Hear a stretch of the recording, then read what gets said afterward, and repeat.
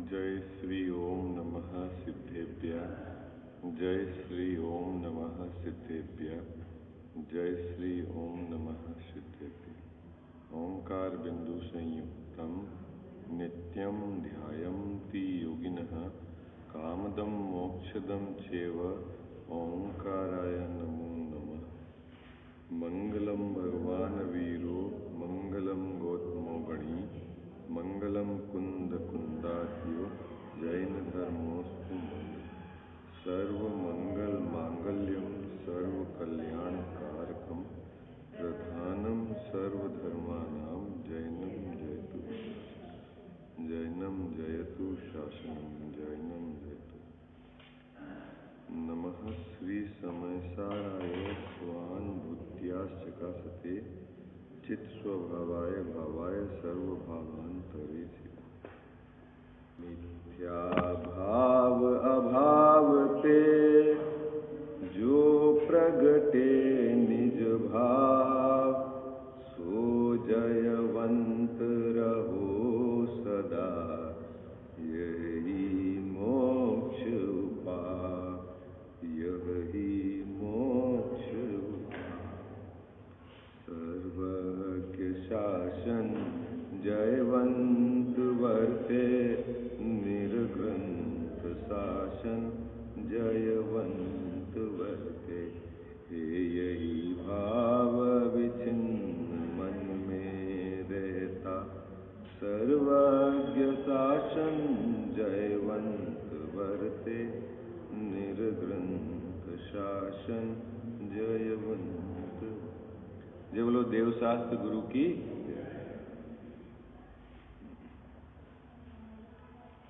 मोक्ष मार्ग प्रकाशक अधिकार द्वितीय है ना। दूसरा अधिकार का जो हेडिंग है संसार के अवस्था का वर्णन है ना।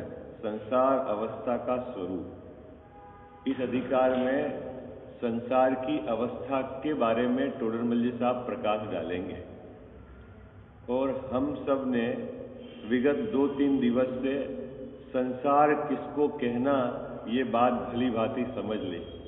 अनेक अपेक्षाओं से कथन है संसार के संबंध में।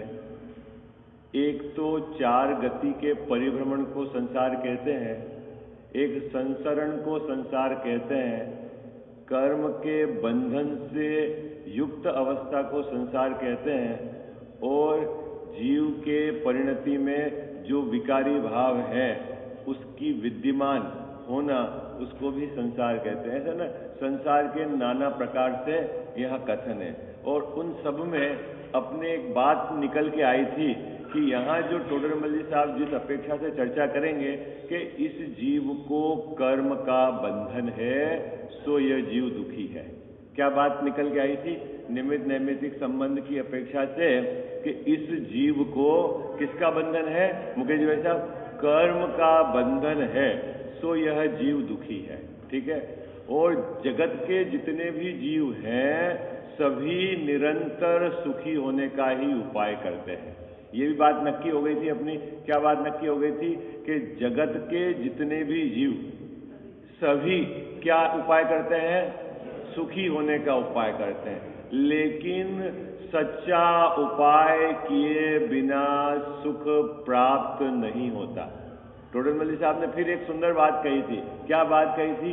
उपाय तो वह सुख का ही करते हैं निरंतर, लेकिन क्या चक्कर है उसमें कि उपाय सच्चा नहीं है तो क्या सुख की प्राप्ति नहीं होती। तो जब उपाय सच्चा नहीं है तो सुख की प्राप्ति नहीं होगी तो फिर क्या करते हैं कि मात्र दुख भोग कर ही सहते हैं, दुख को परिभ्रमण करते हैं। ठीक है। तो साहब ये बात तो समझ में आ गई क्या कि हमारे को कर्म का बंधन है। ठीक है। अब प्रश्न ये है कि इस कर्म बंध से क्या क्या अवस्था होती है। एक बात तो ये भी हमको समझाओ। दूसरा, हमारे को कर्म बंध कब से है ये बात भी हमें समझाओ। तीसरी बात कि कर्म के बंध से छूटा जा सकता है कि नहीं ये बात भी समझाओ, है ना। और ये कर्म बंध के कारण क्या क्या अवस्थाएं होती है ये बात भी समझाओ, है ना। इतनी बातें हमारे को, क्योंकि अभी हम पहले पेज पर ये तय तो करके आ गए कि हमारे को कर्म का बंधन है सो दुख है। क्या बात तय हो गई अपनी कि कर्म का बंधन है सो दुख है, और कर्म के बंधन से छूटना है यही मेरा कर्तव्य है। क्या बात नक्की करके आए मुकेश जी भाई साहब अपन, कि कर्म का बंधन है सो है दुख, और कर्म के बंध से छूटना है ये मेरा कर्तव्य है, इसमें मेरा परम हित है। इतनी बात तो सरल है, याद रहेगी आपको। अब प्रश्न ये खड़ा हो गया कि साहब मुझे कर्म बंध कब से है। प्रश्न तो ये खड़ा हो गया कि मेरे को कर्म बंध कब से है, कि आप कहते हैं अनादि से है, तो अनादि से है तो ये जीव जब से है संसार में तब से कर्म बंध से सहित है, कि पहले जीव कर्म बंध के बिना था और फिर कर्म बंध हुआ। एक प्रश्न तो ये है। अच्छा, आप कह रहे हो कि अनादि से कर्म बंध है, तो वो जो कर्म अनादि का बंधा हुआ वही मेरे साथ अभी चल रहा है कि उसमें कुछ चेंज हुआ, है ना। अभी बहुत सारे प्रश्न हैं अपने पास, क्या, और यदि चेंज हो रहा है तो चेंज होने का आधार क्या है। और आप कहते हो कि कर्म से बंध से छूट जाना, तो जो चीज हमारे साथ अनादि से चल रही है वो छूटती भी है कि नहीं छूटती है, और यदि छूटती है तो किस विधि से छूटती है। पूरी बात हमारे को समझनी पड़ेगी ना। क्या प्रश्न समझ में आया आपको। प्रश्न क्या है कि पहले पेज पर तो ये नक्की करके आ गए हम, क्या नक्की करके आ गए कि संसार किसको कहते हैं, ठीक है। और उसका एक हम यहां समाधान लेके आए कि कर्म के बंध से युक्त अवस्था संसार है, ठीक है। क्या संसार किसको कहा अभी, कर्म के बंध से युक्त अवस्था इस जीव की वो कहलाती है संसार, ठीक है। और हमारा परम हित किसमें है, कि हमारा परम हित कर्म के बंध से छूटने में है। ये भी बात नक्की हो गई। तो जब हमारा परम हित कर्म के बंध से छूटने में है, तो हमारा कर्तव्य क्या है, मुख्य कर्तव्य क्या कर्तव्य है, कि कर्म के बंध से छूटना है, ठीक है। तो ये बात हम नक्की करके आ गए कि अब हमको कर्म के बंध से छूटना है। अब प्रश्न तो ये है कि कर्म का बंध कब से है, कर्म का बंध क्यों है, कर्म के बंध से छूटा जाता है कि नहीं छूटा जाता है, कर्म के बंध में हमारे को क्या समस्या होती है ना। ये सब अपने पास प्रश्न है, और उन सब प्रश्नों का उत्तर टोडरमल जी साहब क्रम से यहां देंगे इस अधिकार के अंदर। क्या देंगे, क्रम से अधिकार। तो सबसे पहले क्रम में तो ये आया कि कर्म बंध का निदान, इस जीव के कर्म बंध की अवस्था कब से है, कारण बता रहे हैं कि इसको कर्म बंध का क्या कारण है, ये इस पहले में ये नक्की करेंगे, ठीक है। तो अभी अपन ने उस दिन 2 पंक्तियां पढ़ी थी, ठीक है। यहां पर एक और सुंदर परिभाषा आई थी कि नाना औपाधिक भावों में जो इसका परिभ्रमणपना है वो तो संसार है ना, क्योंकि अपना जो स्वाभाविक भाव है उसकी वैरायटी नहीं है, वो एक प्रकार का है। आई बात समझ में, जो अपना स्वाभाविक भाव है उसकी वैरायटी नहीं है, वो तो एक प्रकार का है ना। और जो वैभाविक भाव है ना, औपाधिक भाव है, वो कितने प्रकार के हैं, कि अनेक प्रकार के हैं, ठीक है मुकेश भाई। और ये जीव को ये औपाधिक भावों में भी प्रति समय चेंज होता रहता है, तो इसको कह दिया ये संसार, और एक भाव नहीं है इसलिए ये दुखी है। ये अपन पहले उस दिन चर्चा कर चुके हैं। अब उसके आगे की बात है कि ये जीव में को कर्म का बंध कब से है, ठीक है, और ये कर्म बंध अवस्था के क्या क्या इसके इफेक्ट आते हैं, वो अभी यहाँ चर्चा चलेगी। देखो आप में से कौन पढ़ेगा, पैराग्राफ नंबर 22 पे पेज नंबर पहला पैराग्राफ है ना, उसकी 2 पंक्तियों को छोड़कर वहां से अपने को पढ़ना है। कहां से, इस संसार अवस्था में।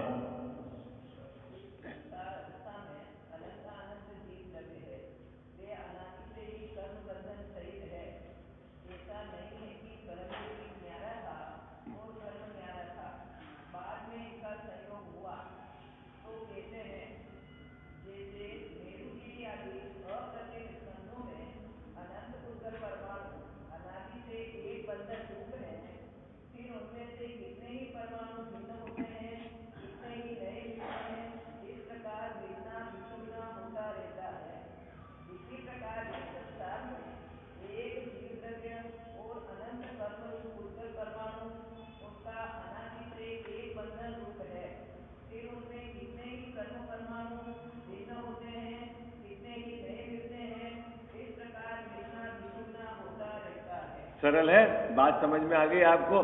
देखो पढ़ते हैं अपन। इस संसार अवस्था में अनंता अनंत जीव द्रव्य है? आपने कभी तो ऐसा सुना होगा जीव अनंत, पुद्गल उससे अनंत, तो पुद्गल अनंता अनंत, और यहाँ जीव द्रव्य क्यों अनंता अनंत कह दिया? यहाँ कहने का मतलब है कि जो अनंत जीव राशि है, ठीक है, उसको यहाँ टोटल साहब ने अनंता अनंत कि इस जगत में, इस संसार में जितनी भी जीव राशि है वो सब कैसी है कि कर्म के बंधन सहित है। किसकी बात कर रहे हैं? जितने भी जीव है इस संसार में, है ना, संसार के अंदर चार गति, सिद्ध भगवान को छोड़कर उनको संसारी नहीं लिया, ठीक है ना, वो है मुक्त जीव, और बाकी जो संसारी जीव है उन सब के क्या है? कर्म बंध सहित अवस्था है, ठीक है, कर्म के साथ वह बंधा हुआ है। ये बात तो कह दी, लेकिन हमारा प्रश्न ये है कि साहब ये जीव कब से कर्म के साथ बंधा हुआ? तो टोडरमल साहब कहते हैं कि ये जीव अनादि से कर्म के साथ बंधा हुआ। अच्छा, तो जीव कब से है? जीव कब से है? तो बोले जीव भी अनादि से है और कर्म का बंध भी उसको अनादि से है। लेकिन मुकेश जी वैसा प्रश्न मेरा यह है कि जीव में कुछ चेंज हो रहा है कि कर्मों में कुछ चेंज हो रहा है?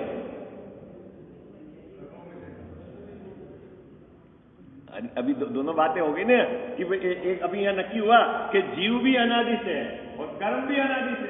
ओके,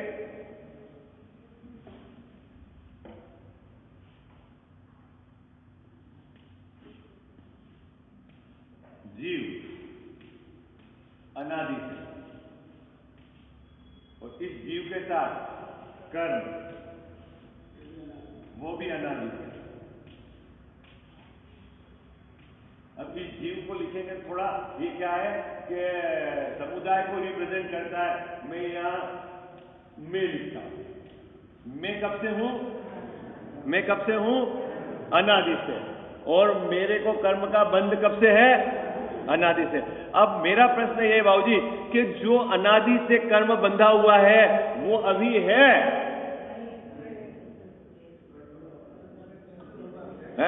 तो यहां तो हो रहा है चेंज और यहां चेंज नहीं हो रहा है। वो जीव वही है। कौन? मैं अनादि से हूं और कर्म का बंध भी मुझको कब से है? अनादि से है। ऐसा नहीं है कि पहले मैं बिल्कुल कर्म के बंध से रहित था और फिर कर्म आकर मेरे से चिपक गए, ऐसा नहीं है। क्योंकि एक बार यह जीव कर्म के बंध से रहित हो जाए तो फिर उसे कर्म आकर नहीं है। अब प्रश्न ये हो गया कि मैं तो ये हो गया फिक्स अनादि से, और ये कर्म जिसको कहते हैं अनादि से है, यह संतति के आधार से कथन है। किसके आधार से कथन है? संतति के आधार से कथन है कि कर्म इस जीव के साथ अनादि से है। पुराने जा रहे हैं, नए आ रहे हैं, लेकिन एक समय को भी यह जीव कर्म के बंध से न्यारा नहीं हुआ, इसीलिए इसको भी कहते हैं कि अनादि से कर्म का बंध है। आई बात समझ में?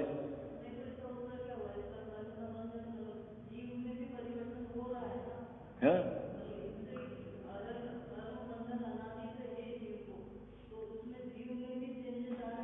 जीव के मतलब देखो, कर्म बंधन में चेंजेस और जीव में चेंजेस समझना। कर्म कहते हैं पुद्गल की कार्मान वर्गना का एक विशेष अवस्था। पुद्गल की एक विशेष अवस्था, ये कहलाता कर्म, ठीक है। अब इस जीव के साथ, जैसे ये सपोज जीव है, ये जीव है, इसके साथ कर्म का बंध है, तो कार्मान वर्गना इसके साथ एक क्षेत्र में रहती है, लेकिन ये जब इसका उदय आता है तो ये इसके साथ रहे या बिखर जाए, बिखर के अलग चली जाती है, ठीक है। तो ये जो पहले था वो परमाणु तो अलग चला गया और नवीन परमाणु जुड़ गया, लेकिन जीव वो का वही है, जीव वो का वही है। इसके उदय के काल में इसके निमित्त से जीव में होने वाले जो चेंजेस है पर्याय में, वो तो है, लेकिन इसके उदय होने के बाद ये खिल गया, खिलने के बाद भी जीव वो का वही है। यहाँ जीव में चेंज नहीं हो रहा, यहाँ ये चेंजेस हो रहे हैं। तो पुद्गल के परमाणु कर्म रूप परिणामित होते हैं, यहाँ जुड़ते हैं, फिर उदय काल आता है, खिड़ जाते हैं, जुड़ते हैं, खिड़ जाते हैं, जुड़ते हैं, खिड़ जाते हैं। लेकिन संसार परिभ्रमण में एक भी समय को जीव कभी कर्म से, बंध से फ्री नहीं हुआ। बिल्कुल, लेकिन नहीं, परिणमन तो 6 द्रव्यों में प्रत्येक समय होता है, उसको जाने दो। वो कोई द्रव्य जगत का ऐसा नहीं है कि जिसमें परिणमन नहीं होता। अरे हाँ, परिणमन होता रहता है प्रत्येक द्रव्य में। हाँ, तो वो कर्म के रूप की यहां पर दो बातें समझना। दो, कर्म किसको कहते हैं? कर्म पुद्गल परमाणु नहीं है, पुद्गल का स्कंद ढेला। क्या है? पुद्गल परमाणु का ढेला, ठीक है। उसमें एक एक परमाणु अपना स्वामी है और प्रत्येक परमाणु का अपने परिणमन है। आई बात समझ में? निरपेक्ष न्यारा है वो, ठीक। लेकिन इन सबके ढेले रूप जो पुद्गल का ढेला, वो आत्मा के प्रदेशों के साथ एक क्षेत्र अवगाह में रहना, ठीक है। और जब उस ढेले के बिखरना, तो वो निमित्त रूप आत्मा में उसका निमित्त पड़ना, क्या कि कारण कारणपने से, कारण कार्यपने से निमित्त पड़ना, ऐसा निमित्त पड़ने का कारण उसको कर्म बंध कहा जाता है। आई बात समझ में? और जब वो ढेला बिखर गया तो वो परमाणु अपने जो स्कंद रूप सब बिखर जाते हैं, फिर वो आगे जाते हैं, वो उनको जहां बनता है वहां। ये एक्टिविटी जुड़ना और बिछुड़ना, जुड़ना और बिछुड़ना, ये तो इधर चल रहा है जीव के साथ। लेकिन जीव में चेंज नहीं हो रहा कि यहां से ये जीव चला गया, दूसरा जीव आ गया, नहीं जीव चला गया, ये नहीं। अब क्योंकि इस जीव की कथा चल रही है। आई बात समझ में? कहां जा रहा है कर्म के साथ? नहीं, जब अब वो आप जो उसके साथ सत्ता रूप में कर्म है, वो उसके साथ तो जाएगा ही, लेकिन उदय में जो कर्म आ जाएंगे तो उसके साथ फिर क्या होगा? रहे वहां तो रहे, नहीं होए तो वो फ्री है, बंधे हुए हैं जब तक वो जीव के साथ एक क्षेत्र अवगाह संबंध है उनका। लेकिन जो कर्म उदय में आ गए, उसका कोई ऐसा नियम नहीं है कि वो जीव के साथ रहे या जीव के साथ नहीं रहे।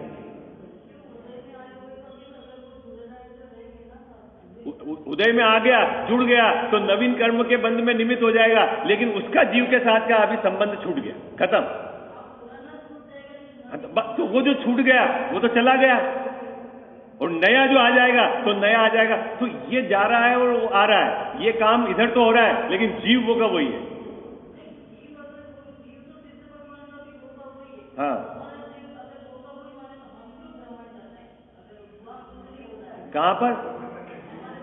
अपने तो औपाधिक भावों का चेंजेस होता है, आ रहा है, वो निमित्त है वहां कर्म उसका। अरे आप नहीं समझे, यहां कर्म के परमाणु चेंज हो रहे हैं पूरे के पूरे, वहां जीव चेंज नहीं हो रहा है। नहीं, आप बात नहीं समझे। जैसे एक कर्म है, एक कर्म समझो, इसके अंदर इतने सारे स्कंद का ढेला है, ठीक है।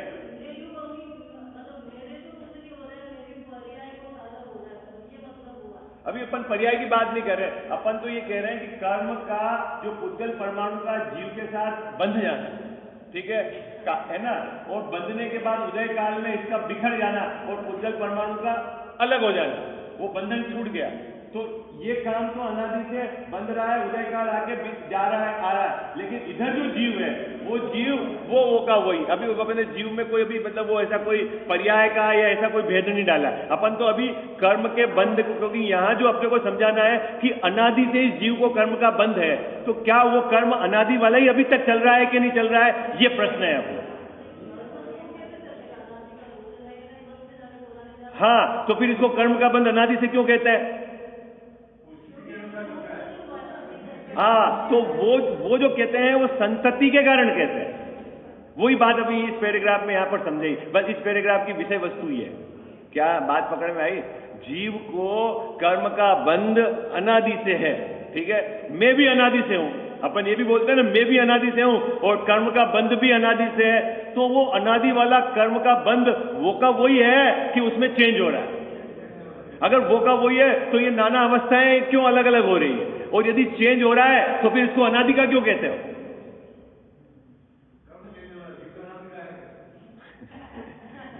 तो वो क्यों कहते हैं? ये इसलिए कहते हैं कि वो संतति रूप है। संतति रूप है मतलब एक समय को भी संसार की अवस्था में जीव कर्म के बंध से मुक्त नहीं हुआ। यद्यपि कर्म में चेंजेस तो हो रहा है।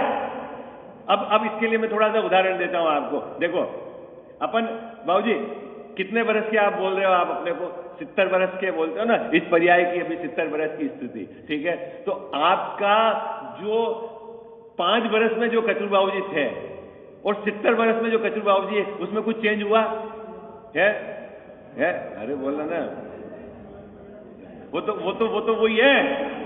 तो वही है, लेकिन उनके शरीर में चेंज हुआ कि नहीं हुआ है?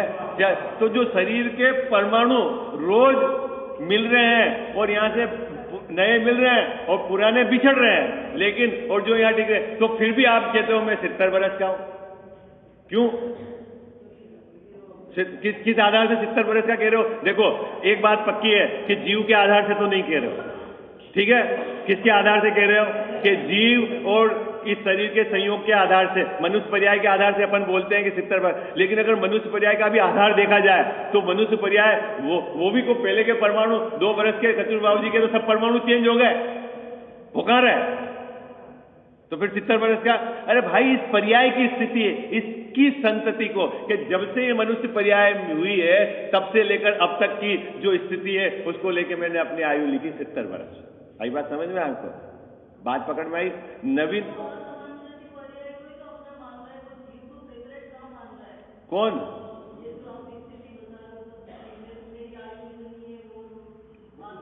नहीं, अरे नहीं मानने की बात तो श्रद्धा के स्तर पे। सम्यक दृष्टि से पूछेंगे तो वो अपनी आयु क्या बताएगा? ऐसा तो लोक व्यवहार में अगर डॉक्टर के पास जाएंगे या सर्टिफिकेट बनाने जाएंगे तो वहां कौन अनादि अनंत लिखेगा? फिर वो मैंने कहा श्रद्धा की तो बात ही नहीं चल रही। अभी तो अपन सिर्फ दो द्रव्य की अवस्था की बात चला रहे हैं यहां पर।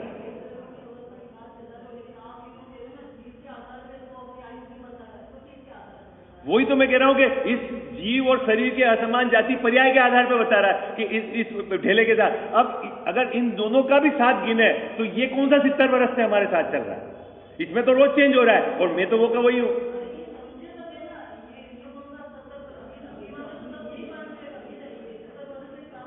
यही तो समझाना है, नहीं समझे तो यही तो समझाना है। वही समझाने का अर्थ, मीनिंग तो यही तो बताना है कि अनादि का किसको कहते हैं।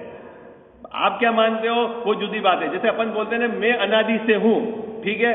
तो मैं अनादि से हूं, ठीक है, स्वयं सिद्ध हूं, किसी से उत्पन्न नहीं हुआ, और मेरे को कर्म का बंध भी कब से है? बोले अनादि से है। तो क्या जो अनादि के पहले कर्म का बंध था वो अभी तक चल रहा है और वो अनंत काल तक चलेगा? बोले ऐसा नहीं है। तो फिर आप अनादि का बंध क्यों कहते हो इसको? अनादि का बंध इसलिए कहते हैं कि ये संतति रूप है। क्या है कि पुराने परमाणु बिखर रहे हैं, नए जुड़ रहे हैं, लेकिन तू एक भी समय को इस संसार अवस्था में कर्म के बंध से मुक्त नहीं हुआ, इसीलिए तेरे को कहते हैं कि अनादि से इसको कर्म का बंध है, ठीक है? अब फिर कि महाराज हमारे समझ में नहीं आ रही, ये आपने जो बात कह दी ये कठिन है, हमारे समझ में नहीं आ रही, तो उसको समझाने के लिए टोडरमल जी साहब ने मेरू पर्वत का उदाहरण लिया है। किसका उदाहरण लिया है? सुमेरु पर्वत का उदाहरण लिया है। सुमेरु पर्वत कितना बड़ा है बाबूजी? कितना बड़ा है बाबूजी? बहुत बड़ा है, अपने समझ में नहीं आता। 1 लाख योजन, ठीक है? ओके बाबूजी, सुमेरु पर्वत कितना बड़ा है? 1 लाख योजन। क्या विशेषता है उस पर्वत की? वो पर्वत की विशेषता क्या है बाबूजी? है अकृत्रिम, है त्रैकालिक। जैसे उन्होंने बोला ना अजीत भाई साहब, त्रैकालिक मतलब कि वो तीनों काल है ना, भूत, वर्तमान और भविष्य वैसा का वैसा है, ठीक है? यही है ना। तो एक बात और आपने सुनी होगी, किसी से नहीं सुनी हो तो मैं सुना देता हूं। जो सुमेरु पर्वत है ना, सुमेरु पर्वत, उसके पेटे में, उसके बॉटम में जब 1 लाख योजन का तो ये है, और उसका डायमीटर आप उसका पता है कितना बड़ा डायमीटर उसका? नीचे से 1000 योजन। पूजा में बोलते हो ना आप, है ये भद्रसाल वन के सिर्फ ऐसे रट्टा रट्टा मारा है, नंदन वन, फिर उसके ऊपर इतनी ऊंचाई का है, इतना चौड़ा है, डायमीटर है, ये सब बोलते हो ना पूजा में, है? तो वो नीचे का डायमीटर इतना है, और वो बाबूजी नीचे का जो पार्ट है ना, वो नीचे का पार्ट वो पूरा सोने से खचित है। सोना मतलब समझे आप? सोना धातु, सोने की विशेषता क्या है पता है? सोना धातु भारी है, भारी, हाई डेंसिटी। इंजीनियरिंग कंसेप्ट से आप देखेंगे जब भी कोई मकान ऊंचा बनाया जाता है मुकेश जी भाई साहब, तो नीचे भारी वजन डाला जाता है, ऊपर हल्का वजन डाला जाता है। ठीक है, ये अभी सिखाया जाता है ना इंजीनियरिंग में कि नीचे का वेट हैवी होना चाहिए, क्योंकि वो पूरी ताकत है उसकी। तो जो सुमेरु पर्वत का जो बॉटम है वो किससे भरा हुआ भाई बाबूजी? सोने से भरा हुआ। और सुमेरु पर्वत कहां पर है? अरे बोलो किस क्षेत्र में बाबूजी है?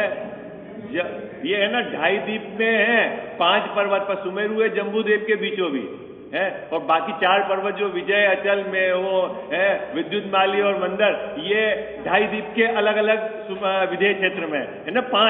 5 मेरू के 80 जिनालय आप बोलते हो ना, है ना। 16-16 एक में प्रतिमा है ना। एक एक वन में 4 चौक 16, 16 पंजे 80, है ना। ऐसे अपन अर्घ्य चढ़ाते हैं ना। तो वो जो पर्वत के नीचे है बाबूजी सोना ही सोना, और जो विदेश क्षेत्र में है ना दोनों भोगभूमि है ना उसके बीच में, उधर उत्तर कुरु और इधर देव, क्या ये नाम है ना, देवकुरु और उत्तर, वो उधर के बीच में वो सुमेरु पर्वत, और वहां नीचे सोना ही सोना भरा हुआ है। ठीक है, अब कोई माइनिंग करना शुरू कर दे वहां पे, अपने यहाँ नहीं चलता है, माइनिंग नहीं होती बाबूजी, माइनिंग नहीं होती। अभी जैसे हिंदुस्तान जिंक ने जिंक निकाला यहाँ से, तो नीचे से क्या कर दिया इसको, अभी नीचे से जावर माइंस में नीचे आप 5 किलोमीटर लंबे जाओ तो किलोमीटर ही लंबी नीचे पोलापन है? क्या निकाला वहां से? जिंक। तो अब सुमेरु पर्वत से कोई ऐसे सोना निकाला है, ठीक है, तो फिर सुमेरु पर्वत कितने समय में खाली हो जाएगा? अरे बोलो ना, है हो गए क्या? अरे राम, वो तो आकृति में, आकृति में मतलब कया साहब उसका कभी भी वो जैसा है वैसा का वैसा ही रहने वाला है।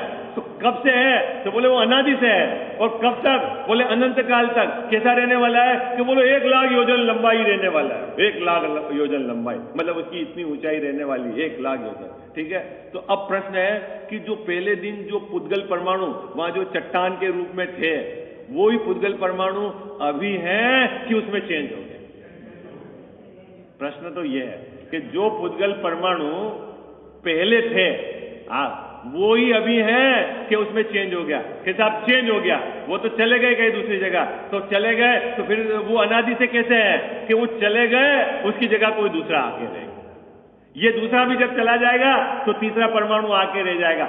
ये परमाणु का तो जाना आना लगा रहेगा, लेकिन सुमेरु पर्वत 1 लाख योजन का हमेशा बना रहेगा, इसलिए उसको कहते हैं वो अनादि अनंत। आज बात पकड़ में आ गई?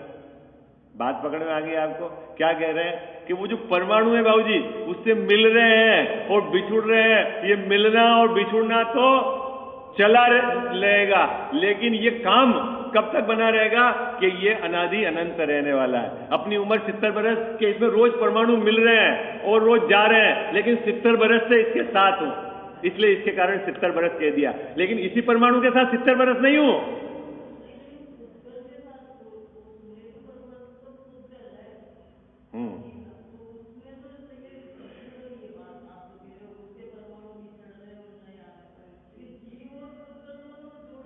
नहीं, यहां तो जीव और पुद्गल दोनों जुड़े हुए हैं, ये बात ओके है। अब इसमें से जीव तो कांस्टेंट है, फिक्स, जो मैं हूं, और ये जो पुद्गल का ढेला है इसमें भी रोज नए परमाणु आके जुड़ रहे हैं और पुराने निकलते जा रहे हैं, जुड़ रहे हैं निकलते जा रहे हैं, जुड़ रहे हैं निकलते जा रहे हैं। ऐसी इसकी अवस्था है। लेकिन अगर इसको कहें कि हाँ मैं 70 बरस से हूं, तो 70 बरस किसके आधार से कह रहे हैं? इस परमाणु के आधार से नहीं कहते हैं।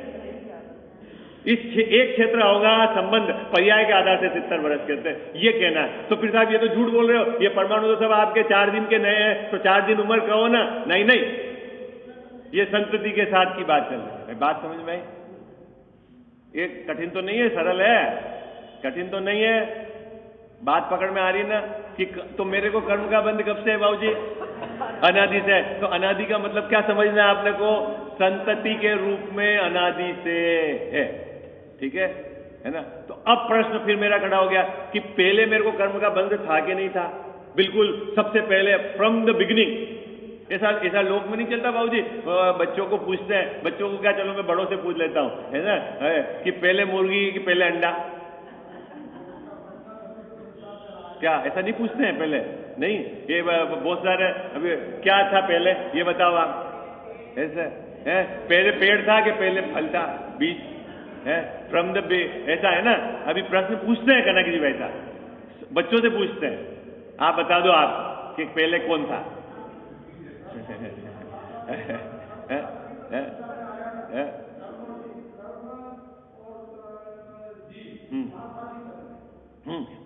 कब से? अनादि से। तो मतलब जो अनादि की बात है, मतलब इस संसार में जीव जब से है तब से कर्म के बंध के साथ है। ठीक है, तो ये बात आपने कह दी अनादि से, तो फिर हमारा प्रश्न है, फिर आप जब अनादि से हम इसके साथ है तो इससे छूटने की बात क्यों करते हो भाई? हम जब इसके अनादि से इसके साथ हैं तो छूटने की बात क्यों करते हो? और आप कहीं गप्पे तो नहीं लगा रहे हो कि जीव छूट भी सकता है? जब अनादि से हमारे साथ है और हम परिभ्रमण कर रहे हैं तो फिर इसको छूटने की छोड़ने की बात क्यों करते हो? और आप कह रहे हो उस बात में क्या दम है? छूटता है कि नहीं छूटता है जीव कर्मों से? जब अनादि से है तो नया कैसे छूट जाएगा जीव? तो ये भी एक प्रश्न है, तो इसका भी आपको खोजना पड़ेगा कि भाई आप किस आधार से कह रहे हो कि छूट जाऊंगा, छूटना चाहिए? नहीं बाबू जी है?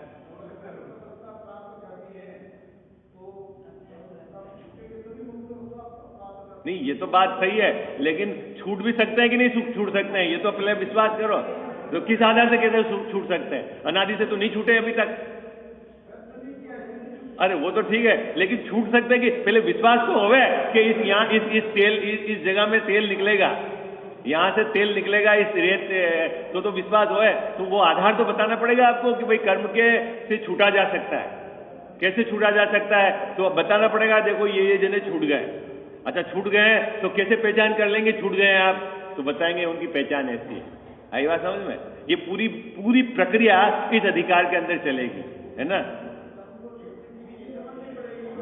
बिल्कुल बिल्कुल। और कर्म के साथ की अवस्था भी बताएंगे, और कर्म के छूटने के बाद क्या होती वो अवस्था भी बताएंगे, ताकि आपको ये पता चल जाए कि कर्म के साथ की अवस्था क्या है और कर्म के छूटने की अवस्था क्या है, और मेरे लिए परम हित क्या है, और मेरे को किसका कर्तव्य पुरुषार्थ क्या करना है। ये सब बात इस अधिकार में चलेगी। दूसरा अधिकार है जो अपना संसार अवस्था का स्वरूप। ठीक है, तो अभी सबसे पहले इतनी बात चल रही है कि मेरे को कर्म का बंध अनादि से है, मैं भी अनादि से हूं, लेकिन इस अनादि कर्म के बंध में इतना समझना कि पुराना कर्म का उदय काल आता है तो खिर जाता है और उसकी जगह नया कर्म बन जाता है। एक भी समय को मैं कर्म के बंध से मुक्त नहीं हुआ, इसलिए इसको अनादि से कहा। इतनी बात है।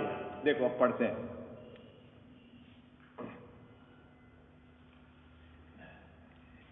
ऐसा नहीं है कि पहले जीव न्यारा था और कर्म न्यारा था, बाद में इसका संयोग हुआ।